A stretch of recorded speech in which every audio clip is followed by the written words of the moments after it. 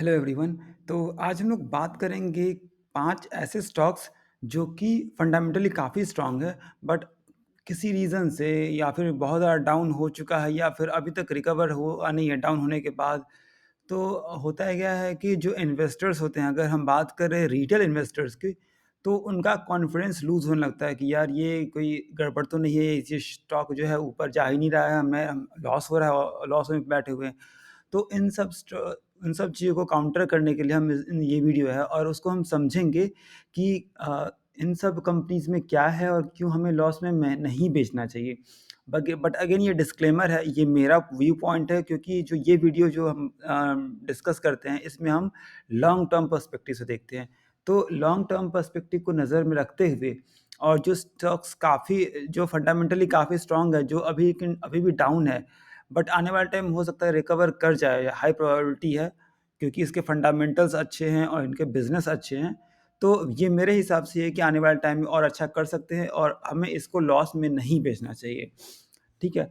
तो चलिए ठीक है, स्टार्ट करते हैं। जो आज का हमारा पहला स्टॉक है वो है दिवीज़ लैब। तो अगर हम एपीआई सेक्टर सेगमेंट की बात करें, तो ये हमारा जो मार्केट लीडर है इस एपीआई सेगमेंट में। अगर हम पीयर्स पे जाएँ तो सबसे पहले यही देखने को मिलता है और उसके बाद जुबिलिएंट और न्यूलैंड की बात, और आरती ड्रग्स देखने को मिलता है।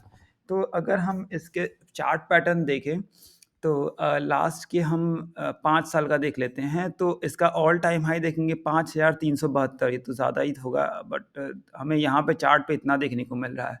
और देखिए अगर चार्ट से, तो अपने टॉप से 33-34% डाउन देखने को मिल रहा है। तो इसीलिए अब जिसने अगर किसी रिटेल इन्वेस्टर ने यहाँ पे एंटर किया होगा तो बहुत चैलेंजिंग होगा, जो कि कहते हैं कि बहती गंगा में हाथ धोना, कि चलो चाल चल रही है तो हम भी हाथ धो लें, हम भी पैसे कमा लेंगे। तो हो सकता है कि इस पे चैलेंज हो जाए उनको, क्योंकि इन्होंने फंडामेंटल स्टडी नहीं किया या फिर ऑलरेडी हाई वैल्यूएशन पे इन्होंने लिया था। तो अगर हम फंडामेंटल की बात करें तो मार्केट कैप 95,000 करोड़ का है। अगर हम एक और चीज़, ये जो जो डाउन देखने को मिल रहा है, तो रीज़न ये है कि पूरे एंटायर फार्मा सेक्टर में ही डाउन देखने को मिल रहा है। तो ऐसा नहीं कि स्पेसिफिक स्टॉक के साथ दिक्कत है, ऐसा बिल्कुल भी नहीं है। पूरा एंटायर सेक्टर डाउन देखने को मिल रहा है, इसलिए हमें ये भी इम्पैक्टेड देखने को मिल रहा है। अगर फंडामेंटल्स देखें, तो अगर हम रिज़र्व्स की बात करें, सॉरी ये पीएनएल आ गए, क्वार्टर रिजल्ट पीएनएल आ गया, तो पीएनएल हमारा इम्पैक्टेड होगा ही, क्योंकि एंटायर सेक्टर में ही इम्पैक्टेड है। अगर रिज़र्व्स की बात करें, तो रिज़र्व्स 2000 था एक टाइम पे, जो कि अब होते हुए 12,600 करोड़ की बात है, 600 करोड़ की हो गई।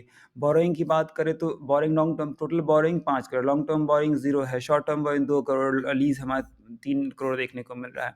तो काफ़ी एक्सीलेंट, आई मीन डिसेंट सा फाइनेंशियल्स इसको हम कह सकते हैं।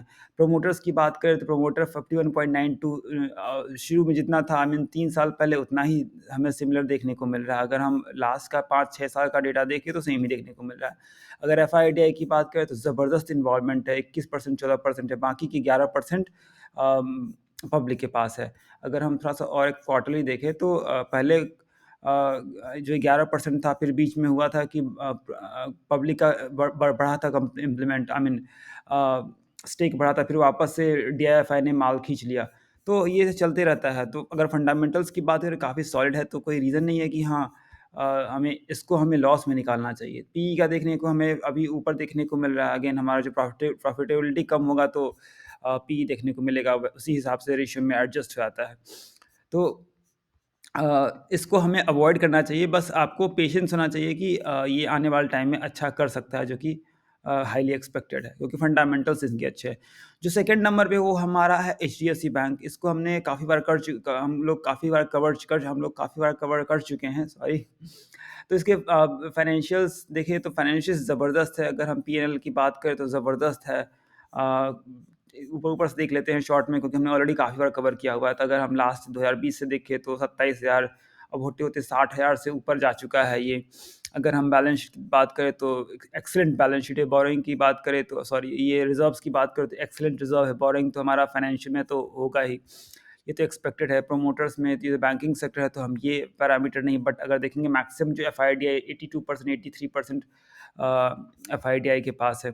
अभी एक रिसेंटली न्यूज़ भी आई थी कि जो आरबीआई ने कन्फर्म कर दिया है कि आई मीन अप्रूवल दे दिया है कि ये एलआईसी स्टेक 10% तक ले सकती है।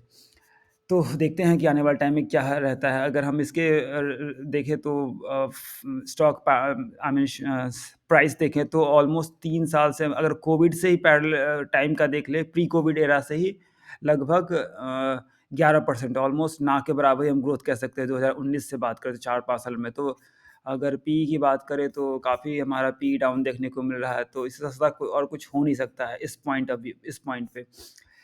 और जो तीसरा स्टॉक है हमारा विनती ऑर्गेनिक्स है, तो ये भी एक्सीलेंट स्टॉक है। अगर मार्केट कैप की बात करें तो ये मिड कैप कैटेगरी में देखने को मिलता है। अगर हम शेयर प्राइस की पॉइंट पे बात करें, तो अगर देखें ये अपने टॉप से हमारा 27-28% डाउन है। अगर हम देखें किस पॉइंट से कंसोलिडेट कर रहा है, तो ये हमें देखने को मिल रहा है 21 अप्रैल आई मीन 2021 से लगभग ऑलमोस्ट 3 साल हो चुका है, और 3 साल से एक ही रेंज में कंसोलिडेट कर रहा है। ये अगर अगेन बात करें तो केमिकल और फार्मा सेक्टर से देखने को मिल रहा है, तो एंटायर केमिकल सेक्टर में ही हमें डाउन देखने को मिल रहा है due to global slow demand. तो ये भी आने टाइम में और अच्छा कर सकता है। अगर फाइनेंशियल्स की बात करें तो रिज़र्व्स हमारा देखें 177 करोड़ का था 2012 में, जो कि 2300 करोड़ का हो चुका है। 10 टाइम से भी ज़्यादा इंक्रीज़ है। बोरिंग की बात करें तो बोरिंग पहले 173 करोड़ था एक टाइम पे, जो कि अब ज़ीरो है। और अगर हम शेयर होल्डिंग पैटर्न की बात करें तो ज़बरदस्त शेयर होल्डिंग पैटर्न है। प्रोमोटर ने 74% रखा हुआ है, 4 7 11-12% एफआईडीआई के पास है, बाकी के 13% पब्लिक के पास है। अगेन जो एफआईडीआई है 7 11-12% इतनी छोटी मिड कैप कैटेगरी में होने के बाद भी है, तो काफ़ी डिसेंट सा शेयर होल्डिंग पैटर्न है। ठीक है, तो जो आज का हमारा जो फोर्थ स्टॉक है वो है एवरेज सुपरमार्ट। अगेन इसका भी फाइनेंशियल्स अभी हिले हुए थे थोड़े से, तो एक्चुअली हिले हुए तो नहीं हम कह सकते, बट जो जितना एक्सपेक्ट किया जा रहा था उतना हुआ नहीं था, तो इसलिए हमें यहाँ पे डाउन देखने को मिला। एक बार हम share holding pattern chart pattern देख लेते हैं, तो ये स्टॉक एक टाइम पे 5,000 पे हुआ करता था, और अब तब से हमारा देख रहे हैं कि ये इस लेवल को टच नहीं किया है। तो अब अपने टॉप से देखें तो 29-30% डाउन है अभी भी। अगर हम इसके पीएनएल पे जाते हैं, क्वार्टरली रिजल्ट पे आते हैं, तो हमें देखते हैं कि 600 500 44 करोड़ इस तरह से बढ़ते-बढ़ते, अगर हम दिसंबर क्वार्टर की बात करें तो 949 करोड़ की है, जो कि इससे पहले 852 करोड़ की थी। तो अगर हम फाइनेंशियल्स की बात करें तो ओके है, अच्छी है। मेरे हिसाब से अच्छी है, बट अगेन सिर्फ मेरे अच्छे लगने से, आपके अच्छे लगने से कुछ नहीं होता। जो मेजॉरिटी ऑफ पर्सन, जो इन्वेस्टर्स होंगे, उनको अच्छा लगना चाहिए, उस हिसाब से स्टॉक हमारा भागता है या फिर डाउन होता है। तो इस फाइनेंशियल्स तो अच्छे हैं, बट मतलब मैक्सिमम लोगों को जो थे उनको हिले हुए लगे या फिर उनको अच्छे नहीं लगे, तो इसलिए हमारा स्टॉक ये अभी भाग नहीं रहा है। बट अगर रिटेल कैटेगरी की बात करें, अगर अपने पीयर्स में देखेंगे तो नंबर 1 रिटेल कैटेगरी में देखने को मिल रहा है। अभी रिसेंटली इन्होंने ब्रांड भी लॉन्च किया था मिड रेंज कैटेगरी में, आई मीन जो लो रेंज कैटेगरी में, जैसे टाटा ने, ट्रेंट ने जूडियो लॉन्च किया था, तो वो भी आने वाले टाइम में अच्छा कर सकता है। अगर हम बैलेंस शीट की बात करें तो रिज़र्व्स की कोई कमी नहीं है, 16,000 करोड़ की बात है रिज़र्व्स। बोरिंग की बात करें तो बोरिंग ज़बरदस्त देखने को मिल रहा है। आई मीन बोरिंग का डेटा ज़बरदस्त है, क्योंकि हमारा बोरिंग नहीं, बिल्कुल भी नहीं। लॉन्ग टर्म बोरिंग ज़ीरो है, शॉर्ट टर्म बोरिंग ज़ीरो है। लीज़ लायबिलिटी यहाँ पे देखने को मिला 630 करोड़। वैसे अगर डीमार्ट की बात है, इनका प्री ओन्ड स्टोर होती है मैक्सिमम, जिससे इनको लीज़ का कोई चक्कर नहीं रहता है और उनका बिज़नेस ग्रोथ में कोई ऑब्स्टिकल नहीं बनता है। अगर शेयर होल्डिंग पैटर्न की बात करें तो एक्सीलेंट शेयर होल्डिंग पैटर्न है। 75%, साढ़े 74-75% पब्लिक प्रोमोटर के पास है। लगभग 7-8 15 साढ़े 15 16% 15 साढ़े 16% हमारा एफआईडीआई के पास है। बाकी के 9% ऑलमोस्ट पब्लिक के पास देखने को मिला। अगर लास्ट क्वार्टर से बात करें तो पब्लिक के पास से कुछ माल बिका है, जो कि हमारे किसने लिया है, एफआई ने परचेज़ किया है। तो ये काफ़ी डिसेंट सा शेयर होल्डिंग पैटर्न है। कोई फाइनेंशियल्स में कोई गड़बड़ी नहीं है। एक्सीलेंट बैलेंस शीट, सारा कुछ ज़बरदस्त है। बट है कि अभी हमारा स्लो डाउन देखने को मिल रहा है, तो इसलिए हमारा स्टॉक डाउन देखने को मिला। स्लो डाउन तो हम नहीं कह सकते इसमें, बट हाँ कि अभी मैक्सिमम लोगों को पसंद नहीं आया, इसलिए हमारा इसका स्टॉक इम्पैक्ट देखने को मिल नहीं रहा है। उस रेशियो में। जो हमारा आज का आखिरी स्टॉक है वो हैप्पीएस्ट माइंड टेक्नोलॉजी है। तो इसको भी अगर देखें अपने टॉप से आई गेस 1500 था एक टाइम पे, हाँ 1503, उससे भी ज़्यादा होगा, बट यहाँ पे हमें अपने टॉप से देखें तो 42.3 टू 45% के आसपास अगर एक्चुअल डेटा देखेंगे तो इतना डाउन हमें देखने को मिल रहा है। तो इसका मतलब ये नहीं कि स्टॉक खराब होगा। अगर स्टॉक अगर बात करें तो एक मेरे हिसाब से ये आया था 2020 कोविड के टाइम में ही आया था ये, और उसके बाद ज़बरदस्त जैसे ही आया ज़बरदस्त रिटर्न दिया 300% इतने कम टाइम में, फिर वापस से हमारा डाउन देखने को मिल रहा है। तो अगर हम इसके फाइनेंशियल्स पे आ जाते हैं, बैलेंस शीट पे आ गए, तो रिज़र्व्स देखिए 77 करोड़ का था जो कि अब 1300 करोड़ हो चुका है।